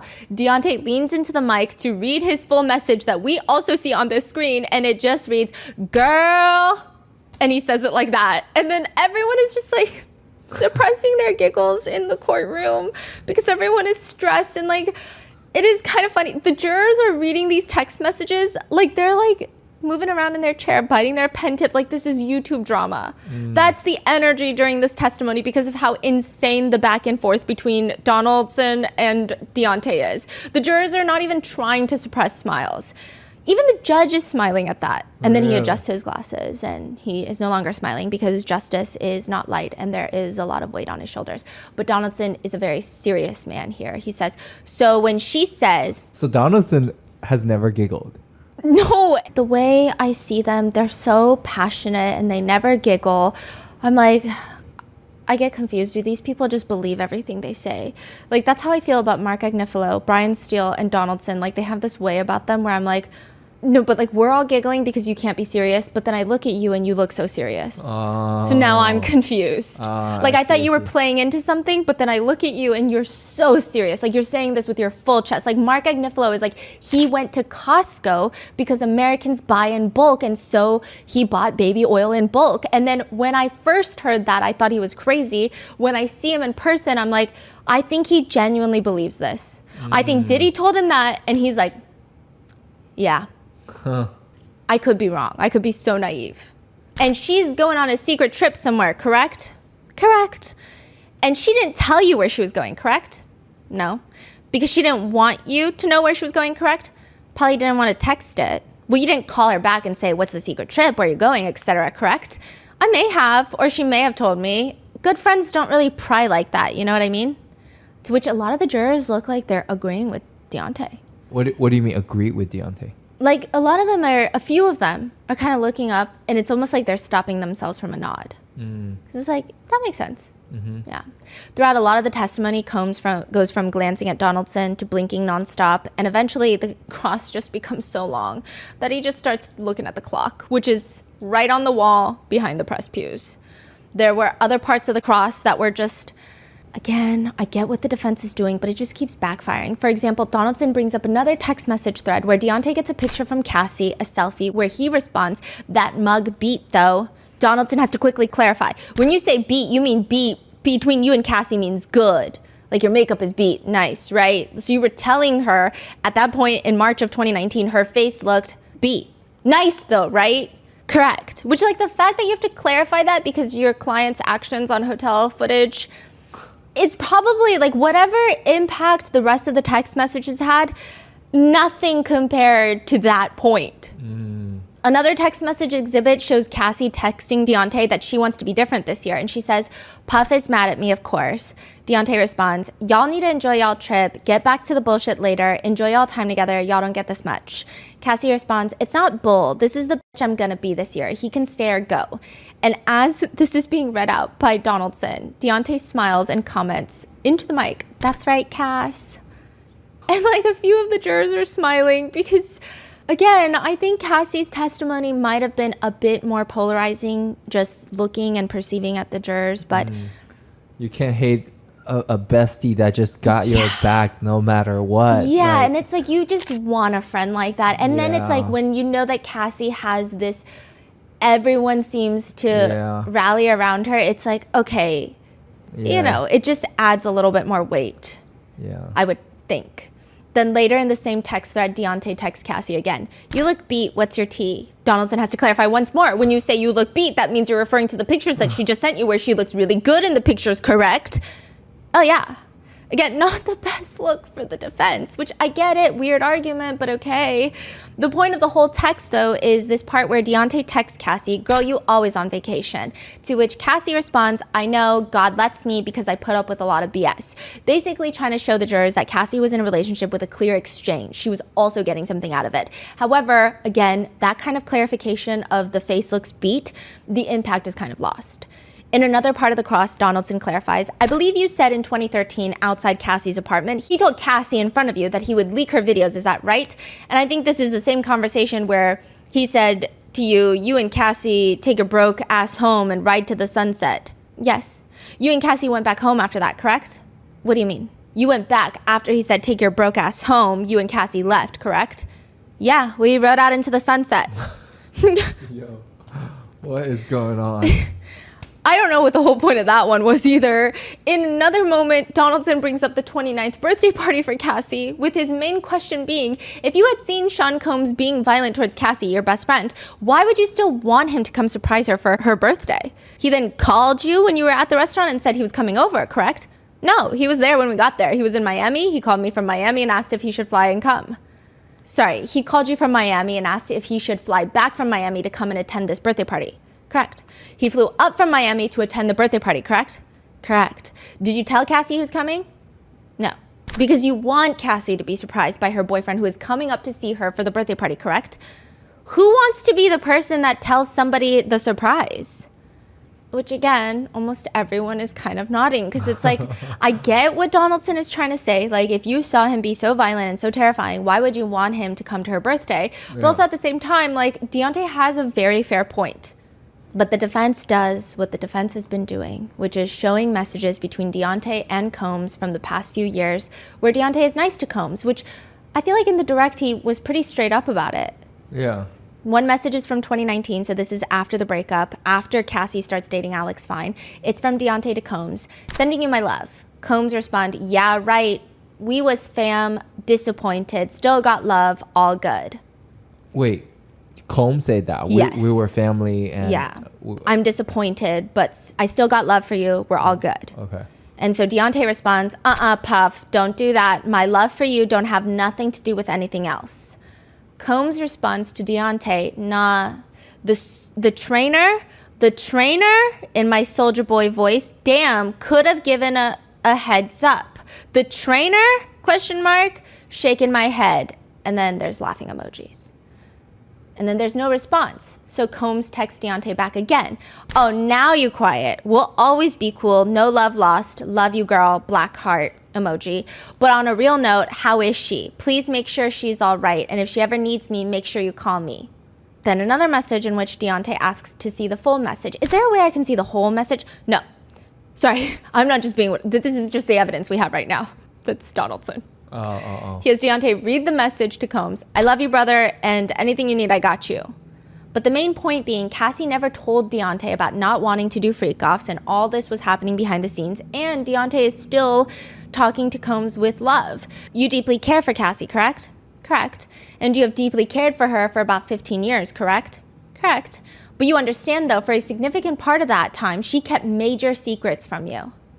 I kept some from her. We don't have to tell each other everything. But you do acknowledge she kept major secrets from you, correct? Same. Correct? Yes? Okay. And I don't know if it's just the way the line of questioning took place and unraveled. It kind of made Cassie's story sadder. It didn't feel like she's hiding this from you because she loves it. It just kind of felt like she couldn't even tell her best friend. Yeah. And then she had to tell the world. So it's just kind of sad.